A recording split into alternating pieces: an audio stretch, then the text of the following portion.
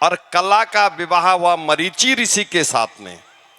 दूसरी बेटी थी, उसका नाम है अरुंधति, और अरुंधति का विवाह हुआ वशिष्ठ ऋषि के साथ में। और तीसरी बेटी थी गति, गति का विवाह हुआ पुलह ऋषि के साथ में।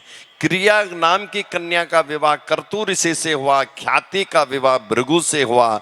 हविर्वुह का विवाह पुलस्त्य से हुआ। और सबसे जो छोटी बेटी थी उसका नाम था अनुसुईया, और अनुसुईया का विवाह अत्रि के साथ में हुआ। किसके साथ में हुआ? अत्रि ऋषि के साथ में हुआ।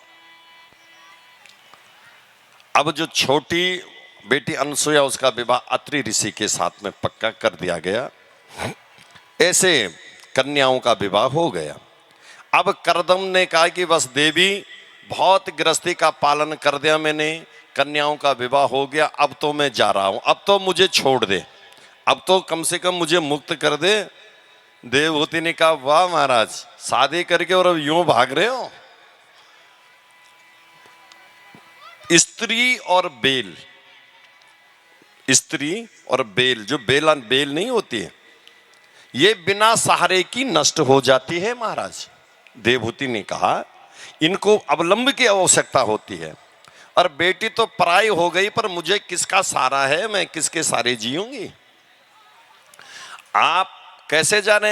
या तो स्त्री जब उसका पीहर में अपने भाइयों के सहारे रहती है, पिता के सहारे रहती है, और शादी होने के बाद में वो पति का सहारा लेती है, और पति के न रहने पर वो उसको पुत्र का सहारा होता है। सहारा तो उसको जरूर चाहिए, पर मेरी तो कोई संतान नहीं है, आप जा रहे हो। फिर और कामाग्र विमान पर बहुत समय तक फिर आनंद के साथ में अपनी गृहस्थी का पालन किया करदम ऋषि ने और देवहूति ने, और वो फिर गर्भवती होती हैं, और उनके गर्भ से भगवान कपिल भगवान का जन्म होता है। बोलिए कपिल भगवान की हर हर महादेव। कपिल भगवान का जन्म हुआ। कपिल भगवान ने अपनी मां को सांख्य शास्त्र का ज्ञान दिया, आसुरी ब्राह्मणों को ब्रह्म ज्ञान का बोध करवाया, और उन्होंने अपनी माता देवहूति को सांख्य शास्त्र का ज्ञान दे करके देह सहित ही भगवान के दिव्य लोक में पहुंचाया था। ये इस प्रसंग पर बताया गया।